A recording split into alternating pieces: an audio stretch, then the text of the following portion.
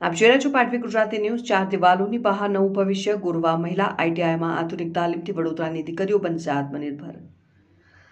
દિન પ્રતિદિન બદલાતી ટેકનોલોજી અને ઉદ્યોગ ક્ષેત્રની જરૂરિયાતોને અનુરૂપ કૌશલ્યસભર માનવબળ તૈયાર કરવાની દિશામાં રાજ્ય સરકાર દ્વારા વિવિધ પહેલ કરવામાં આવી રહી છે। વડોદરાના રિફાઇનરી રોડ સ્થિત સરકારી ઔદ્યોગિક તાલીમ સંસ્થા ગોરવા દ્વારા પણ મહિલાઓને આધુનિક અને રોજગારલક્ષી તાલીમ આપી આત્મનિર્ભર બનાવવાની દિશામાં નોંધપાત્ર કામગીરી કરવામાં આવી રહી છે।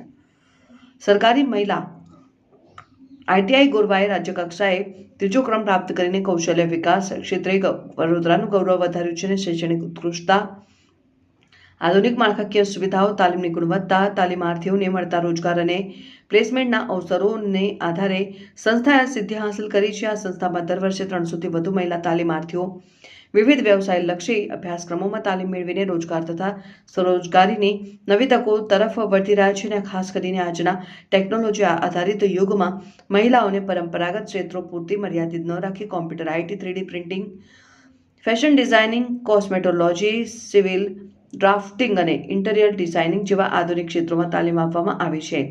મહિલા તાલીમાર્થીઓ માટે ટ્યુશન ફીમાંથી મુક્તિ, મહિલા સશક્તિકરણને પ્રોત્સાહન આપતી સરકારી નીતિ હેઠળ સંસ્થામાં તાલીમ લેતી મહિલા તાલીમાર્થીઓ પાસેથી ટ્યુશન ફી લેવામાં આવતી નથી। આ સુવિધાને કારણે વિવિધ આર્થિક અને સામાજિક વર્ગની દીકરીઓને ગુણવત્તાસભર ટેકનિકલ અને વ્યવસાયિક શિક્ષણ મેળવવાની તક મળી રહી છે। તાલીમ દરમિયાન માત્ર પાઠ્યક્રમ આધારિત જ્ઞાન પૂરતું મર્યાદિત ન રહેતા તાલીમાર્થીઓને practical projects, personality grooming, corporate etiquettes તથા ઉદ્યોગલક્ષી માર્ગદર્શન આપવામાં આવે છે। સંસ્થા દ્વારા કેમ્પસ ઇન્ટરવ્યૂ અને પ્લેસમેન્ટ માટે પણ માર્ગદર્શન આપવામાં આવે છે। તાલીમ પૂર્ણ કર્યા બાદ કેટલીક તાલીમાર્થીઓ વિવિધ કંપનીઓમાં રોજગાર મેળવવાની સાથે પોતાનો ગાર્મેન્ટ સ્ટુડિયો, બ્યુટી એન્ટરપ્રાઇઝ તથા આઈટી ક્ષેત્રમાં ફ્રીલાન્સિંગ જેવી પ્રવૃત્તિઓ દ્વારા રોજગારલક્ષી તરફ આગળ વધી રહી છે। પાટવી ગુજરાતી ન્યૂઝ, સિયોરાજ સુપ।